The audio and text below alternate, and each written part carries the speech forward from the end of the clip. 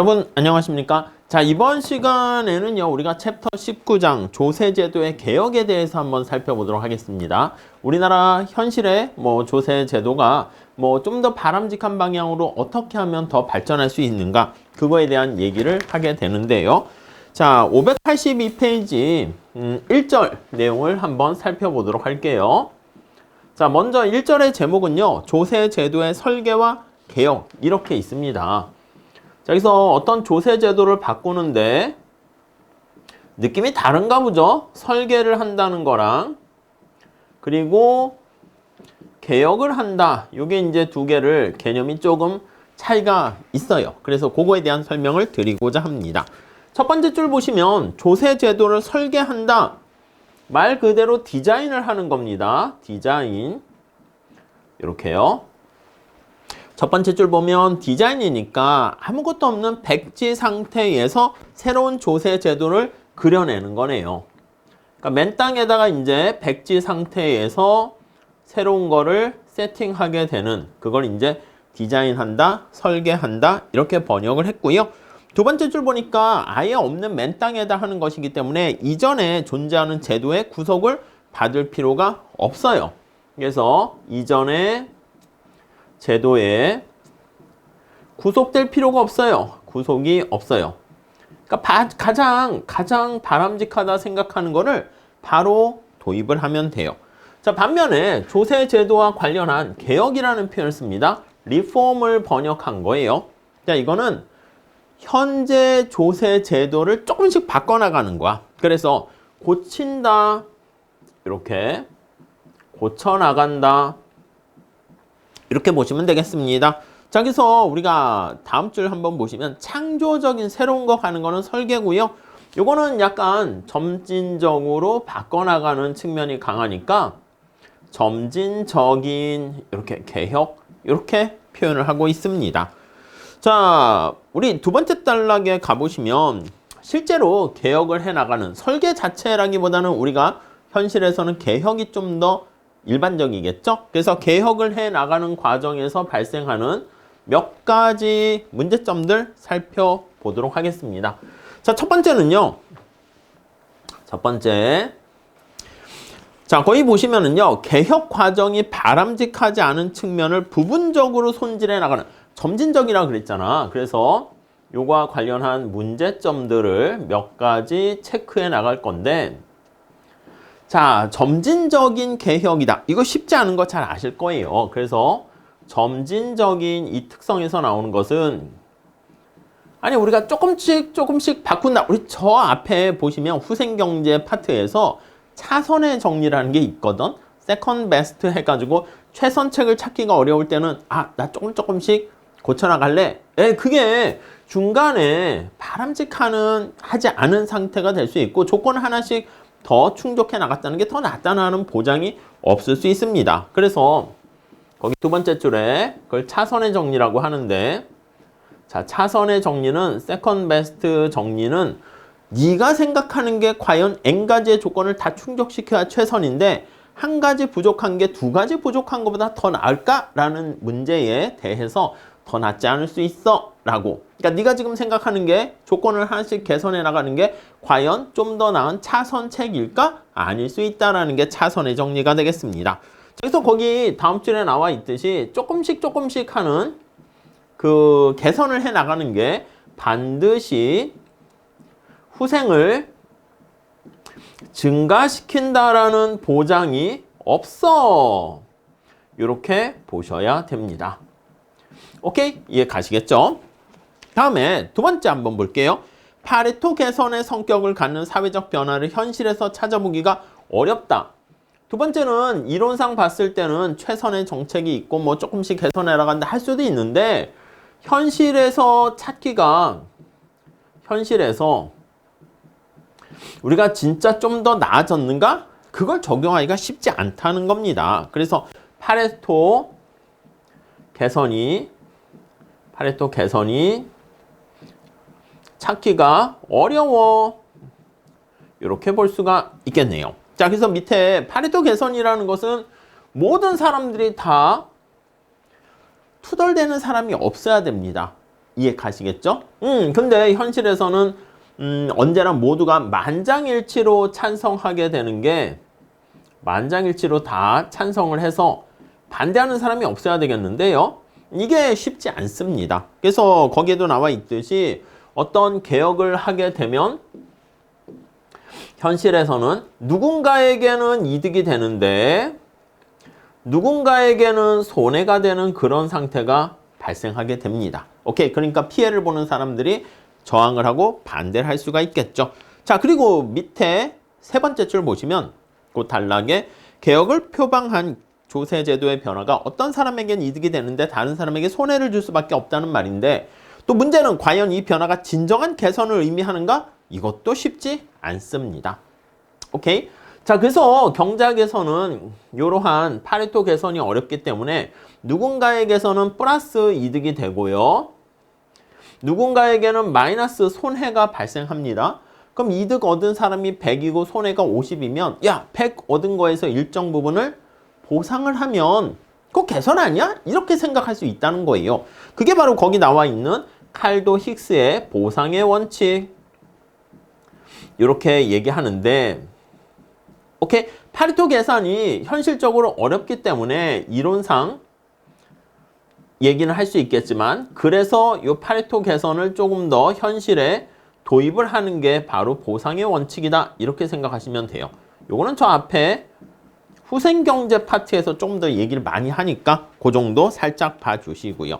근데 문제는 뭐냐면 이 보상의 원칙이 늘상 책상에 앉아가지고 야, 여기 플러스 이득, 베네핏이 이득이 코스트, 손해보다 크니까 더 나은 거야. 이렇게 얘기하는데 가상적이라는 말 표현 찾으셨죠? 가상적이고 잠재적이고 이러한 보상을 얘기합니다. 이론상 보상을 얘기합니다. 그러니까 현실에서는 사실 적용하기가 쉽지는 않다. 이렇게 보시면 되겠습니다. 자, 그리고 다음 페이지 가보시면요. 적절한 보상을 해야 된다라고 하는데 이 보상이 현실상 또 쉽지가 않다. 이렇게 되어 있습니다. 자, 그래서 583페이지 세 번째 단락에 보시면 이상의 논의에서 살펴보는 것처럼 조세 제도를 개혁한다는 것이 말처럼 쉬운 것은 아니다. 우리도 그렇잖아요. 내가 말이야 이거 해가지고 이렇게 하면 이렇게 되겠네 라고 생각하는데 이게 현실에서 막상 우리 개인들도 어떤 결심을 이행해 나가서 성과를 딱 거두는데 쉽지 않죠. 아무튼 그런 얘기들을 하고 있습니다. 자, 다음에 2절 한번 보시면 2절에서는 앞에서 얘기했던 거의 연장선상에서 보상의 문제 요거에 대해서 얘기를 좀 더 진행해 보려고 합니다. 자, 우선 첫 번째 줄 보시면 조세제도 개혁이 효율성을 높이고 소득 분배를 개선하는 효과를 낸다 하더라도 공평성의 원칙을 위배하는 결과를 가져온다고 하면 문제가 될 수가 있다. 이렇게 얘기하는 것이죠. 여기서 보상의 문제에선 첫 번째는 여기 나와 있는 것처럼 효율성을 높이고 그렇게 될지라도 이게 공평하지 않다라고 하면 문제가 될 수 있다는 것입니다. 자, 두 번째 줄에 한번 보세요. 조세 제도상의 변화로 인해서 종전과 똑같은 수준의 효용을 누리던 사람들이 서로 다른 효용 수준을 얻게 되는 결과가 나오게 되고요. 그러다 보니까 이제 또 손해를 보게 되는 사람에게 보상을 지급함으로써 공평성을 회복하는 것이 굉장히 중요하게 되는데 여기 나와 있는 것처럼 이 보상의 문제는 가상적이고 잠재적이고 이론상의 보상에 그칠 뿐이다 라는 게 또 문제가 됩니다. 자, 그래서 거기 밑에서 네 번째 줄 나와 있듯이 보상의 원칙에서 논의되는 보상이 잠재적 개념상에서만 보상을 해주는 걸로 끝납니다. 근데 그러나 지금의 상황은 손실을 보는 사람을 가려내서 실제로 적절한 보상을 해줘야 되는데 이게 쉽지 않다는 겁니다. 자, 그래서 우리가 첫 번째 고민해야 될 게 보상에 따르는 문제점. 요거를 다시 한번 정리를 해보도록 할게요. 앞에 두리뭉실하게 말씀은 드렸습니다. 자, 거기 두 번째 줄 보시면 조세제도의 변화로 인해서 파레토 개선까지는 어렵더라도 보상의 원리에 따랐을 때 개선이면 개선 아니야? 그렇게 생각할 수 있는데 자, 거기 나와 있는 것처럼 막상 적절한 보상을 하려고 할 때 이게 쉽지 않습니다. 적절한 보상을 이행하는 게 현실적으로 봤을 때 어려워요. 현실적으로 곤란하다. 이렇게 보시면 되겠고요. 네, 그게 이제 첫 번째 단락 얘기하는 거고요. 자, 그리고 두 번째, 설사 적절한 보상의 규모를 알아냈다라고 하더라도 재원 조달에 문제가 생길 수 있습니다. 아니, 보상을 한다? 돈은 어디서 나와? 재원의 조달 측면에서 어려움이 있을 수 있습니다. 자, 그래서 거기 세 번째 줄 보시면 1977년도에 부가세를 도입했단 말이야. 그런데 그걸 도입하게 되면 그로 인해서 피해보는 사람들이 있을 거 아니겠습니까? 나 이만큼 피해됩니다. 그럼 물론 이제 그걸 측정을 해가지고 보상을 해줘야 되는데 엄청나게 막대한 돈이 들어가겠죠. 말은 쉬운데 막상 하려고 그러면 이게 재원 문제가 따를 수밖에 없습니다. 가히 천문학적인 수준의 재원이 필요하게 되기 때문에 실제로 보상하는 걸 포기할 수가 있게 된다는 것입니다. 자, 그러면 야, 이 보상에 이런 문제가 있는데 이거 그냥 그만둘 거야? 아니, 그럼 대안이 있지 않을까? 그 대안에 대해서 간단히 좀 몇 가지 살펴보도록 하겠습니다. 자, 우선 어떤 대안이 있을까 보면요. 첫째, 찾았죠? 세 번째 단락입니다. 자, 조세제도상의 변화를 시도하기는 하는데 실제로 실행에 옮기는 시기를 늦춰서 민간으로 하여금 적응할 충분한 여유를 주는 방법. 그래서 우리가 뭔가 정부가 어떤 정책을 하겠습니다. 그럼 예고를 하는 거야. 그럼 민간 부분이 거기에 대해서 대비를 할 수 있겠죠. 충분한 적응을 할 수 있는 예고 기간을 좀 둡니다. 그래서 이런 정책을 실시할 겁니다. 그럼 이제 거기에 대비를 하니까 갑작스러운 충격에 대해서 대비를 못했을 때 피해가 크게 되는 거 아니겠습니까? 자, 그러면 그런 걸 대비하게 되니까 보상의 크기를 줄일 수 있다는 거야. 그래서 보상의 금액이 엄청나게 많이 든다고 하는데 그거를 좀 소폭이나마 줄일 수 있다. 이렇게 보시면 되겠고요. 다음 두 번째, 자, 조세제도상의 변화폭을 줄여서 앞에서 어떤 조세제도를 급격하게 크게 바꾸게 되면 그 충격이 큰 거 아니겠습니까? 그 쇼크를 좀 작게 하는 거야. 그래서 조세제도의 변화폭을 줄여. 이렇게 되는 거 알 수가 있겠습니다. 오케이. 그러다 보면 거기 밑에서 두 번째 줄 나와 있는 것처럼 보상과 관련한 어떤 비용을 좀 줄일 수 있겠죠. 근데 어느 거 완벽한 방법은 없습니다. 아니, 근데 보상과 관련해서 극단적인 주장을 하는 얘기가 있습니다. 뭐냐면 두 번째 볼게요. 보상의 불필요성, 이걸 주장하는 사람도 있습니다. 야, 됐어. 뭘 보상하는데 보상이 필요해? 필요 없어. 이렇게 주장을 하는 사람이 있는데 도대체 이 사람들은 어떤 얘기를 하는가 한번 귀담아 보도록 하겠습니다. 이렇게요. 자, 우선 첫 번째 한번 볼게요. 자, 조세제도 개혁, 두 번째 단락, 조세제도 개혁으로 인해서 손해를 본다고 말하는 사람들이 사실은 그 개혁에 의해서 일어나는 혜택의 간접적인 수혜자일 수 있다. 그러니까 우리가 봤을 땐 보상을 해줄 필요 없고 어떤 개혁을 통해서 제가 피해를 봤습니다. 이렇게 손해를 보기도 하지만 손해도 있지만 손해가 있으나 그로 인한 혜택도 있다. 근데 우리가 혜택도 있어. 근데 우리가 봤을 때는 손해만 너무 강조해가지고 보상을 해주려고 하는데 야, 혜택되는 만큼은 빼주고 그 차익을 보상해줘야 되는 거 아니야? 이렇게요. 그러니까 현실에서는 거기 보시면 과다 보상되는 그런 문제가 발생할 수도 있다는 거야. 그러니까 야, 진정하게 피해보는 순피해액이라 할까? 그건 생각보다 작을 수 있다는 것이죠. 거기 나와 있듯이 실제로 사람들은 어떤 변화에 대해서 자신들에게 돌아오는 손해만 강조하고요. 이득은 그냥 조용히 가만히 있는 경우가 많이 있다는 것이죠. 오케이? 다음 둘째. 자, 거기 보시면 사람들이 소유하는 재산이라든가 경제적 가치가 애당초 정부 덕에 의해서 창출된 거 아니냐.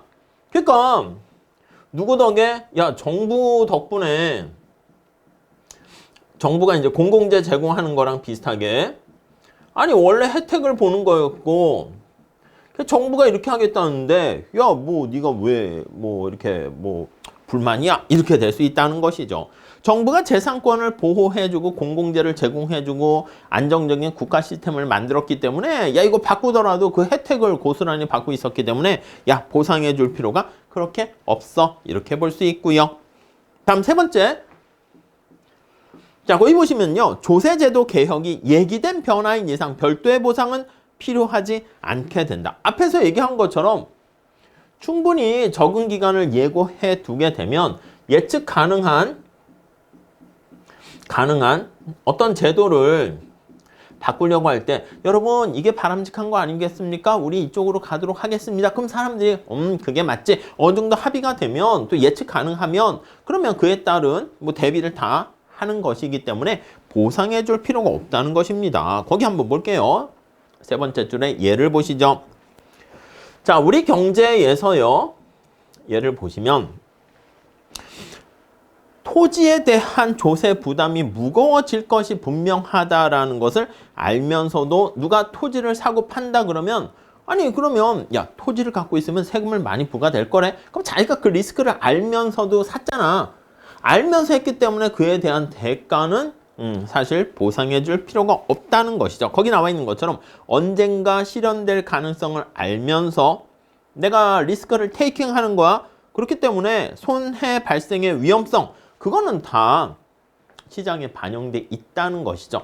하이 리스크가 되어 있으면 리턴도 높을 수밖에 없는 그런 얘기를 할 수가 있겠습니다.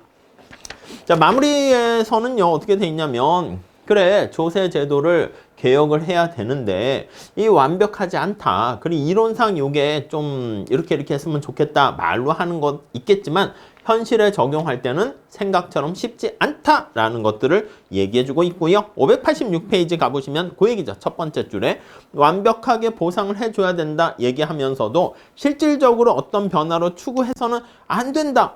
완벽한 보상을 하지 않으면 야 이거 개혁 안 돼. 이러면 결국 아무것도 하지 말자는 거랑 똑같은 얘기인 거죠. 그렇기 때문에 뭐 완벽하지 않더라도 조금 더 여기 나와 있는 보상의 원리에 의해서 완벽하지 않더라도 하는 게 좀 나오면 조금 우선 해보는 게 나을 수도 있다라는 것입니다. 자, 뭐 그런 정도 생각해 보시면 되겠고요. 그러면 다음 시간은요. 3절 조세제도 개혁의 과제 해가지고 조금 더 살펴보도록 할게요. 구체적으로 다음 시간에 이어서 할게요. 감사합니다.